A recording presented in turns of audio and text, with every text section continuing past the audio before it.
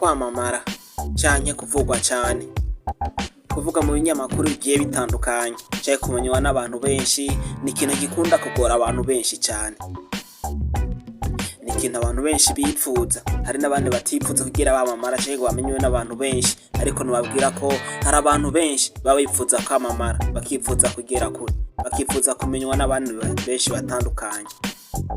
Ariko ico ni ikintu kigoye gushikako, na cane cane ku butaka bw'u Burundi. Ku butaka bw'u Burundi kugira ngo wamamare, ugere kure, ugere abantu benshi bakumenye, ugire ahantu umuntu wese yumvise izina ryawe avuge ati si rya mbere ndamwumvise. Bimwe mu gifaransa bavuga ngo déjà vu. Ni ibintu bigoye cane.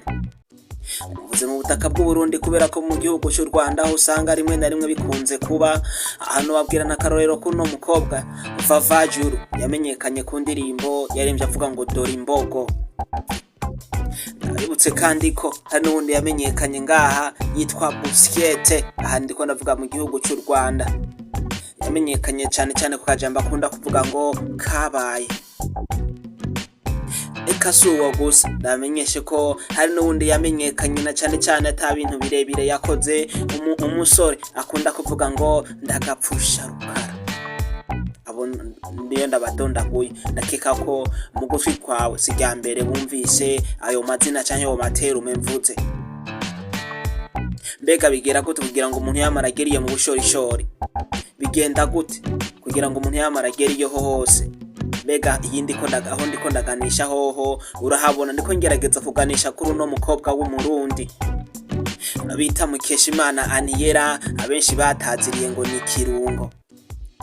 Muri kano kanya ugiye kwandika kuri Facebook ukandika Mukeshimana Aniela canke ukandika izina Kirungo, Facebook kwandikira ngo Populaire en ce moment. Tuyage kuri Kirungo, nabwire Kirungo ni muntu ki? Mbega kubera iki Kirungo yamaragiye mu bushorishori? Kugiye kuri Facebook uri kubona izina Kirungo cyane. Kirungo ninde? Ni muntu ki? Yavuye he? Abayeho gute? Ikaze iyi bagita ba Manoti TV, naho je uri kurumva nitwa Manoti Promoter. Nkundira manze ndagusuhuza ndakubwira ati nta nshuti nkawe, wowe umaze kugira subscribe kuri channel yacu ya YouTube, nawe utarabikora turaza kunezerwa uno munsi ne wabikora.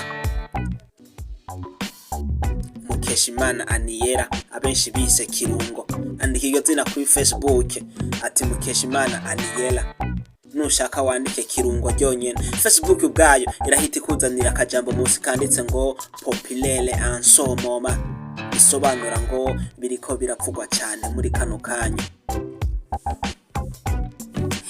Ivyo byose byavuye kuki? Byatangujwe nande? Ivyo byavuye na cyane cyane kuri no tariki ya gatandatu, hari ku munsi wa kane, ku munsi w'ejo heze, itariki ya gatandatu ukwezi kwa kane umwaka 2023, niho hagiye harasirikira ku mbuga cyane irino zina Mukeshimana Aniela, abenshi bita Kirungo. Ati byavuye he intandaro ya vyose? Mwiyinga riheze canke mu ndwi heze niho abakobwa bagiye bitwarira uno Mukeshimana Kirungo, bitwarana cane cane kwa Mustanteri w'ino komine ya Butihinda, aho ni mu ntara ya Muyinga mu gihugu c'u Burundi. Abo bagore bagiye bitwara ko no Mustanteri bagiriza no Mukeshimana Kirungo canke Mukeshimana Aniela, bamwagiriza ko abagabo babo boba batwarwa n'uno mukobwa. Ndiko ndageza kuvuga ko baryamana no mukobwa Mukeshimana Aniela, abenshi bise Kirungo. Bamwitwariye inshiro nyinshi, baza ku bwinshi, bose bamwagiriza dossier imwe, kandi si ibyo gusa ku makuru dufise n'imbere yo mu ndwi heze. Iyo nkuru yabandanye ivugwa cyane hano muri no komine nyene. Mustanteri wa komine Butihinda amaze kumva bino bintu byose, yagiye hamwe n'abandi batwara ino komine, bafata ingingo yuko uno Mukeshimana Kirungo cyangwa Mukeshimana Aniela, abenshi bazi nka Kirungo, yo kwirukanwa mu komine yabo. Reka byaragiye mu ngiro, niho Mustanteri yabwira sokeretere wiwe bandika itangazo rivuga ko Mukeshimana Aniela abenshi batazira Kirungo atosubira kubarizwa ku butaka bwa Butihinda. Buno nyene ivyo bikivugwa, ikinyamakuru ca mbere kiba kirayipostinze inkuru ibibaye kimomo. Inkuru yamamara hose ko uno Mukeshimana Aniel abenshi batazira Kirungo yirukanwe muri komine ya Butihinda. Nivyahereye ngaho vyaramamaye cane ku ma Facebook, ku ma social media, ku ma WhatsApp, ariko icatumye vyamamara cane ni impamvu yari yatumye no Mukeshimana Aniel yirukanwa muri no komine. Impamvu nta yindi niyo kuryamana n'abagabo b'abandi. Bimaze kugenda uko buramatari w'ino komine ntara ya Muyinga, buramatari w'intara ya Muyinga amaze kumva ivyo biriko biravugwa ku ma Facebook cyane, niho yavuga ati reka ndabe bino bintu. Atelefona musitanteri wa komine Butihinda amubaza ivyo bintu biriko biravugwa kuri Facebook ivyari byo. Musitanteri wa komine Butihinda ntiyahakanye, yavuze yuko ino ngingo yafashwe kandi yafatanwe n'abandi bagiye batandukanye afatanije mu gutwara. Buramatari w'intara ya Muyinga yahise yandika urwandiko ruvuguruza runo rwa musitanteri wa komine Butihinda avuga ko hari habaye kwihenda kandi hari habaye guhonyangwa kw'amategeko. Ubwo rwandiko rwavuga ko Mukeshimana Aniel batazira Kirungo atabwo yirukanwe muri iyo komine, kubera ko na cyane mu ibwirizwa nshingiro ry'igihugu cy'u Burundi harahavuga ko umurundi yemerewe kuba ahariho hose ku butaka bw'u Burundi. Mukeshimana Aniel abakizuko gushika muri kano kanya izina Mukeshimana Aniel riko rivugwa cyane ku ma Facebook.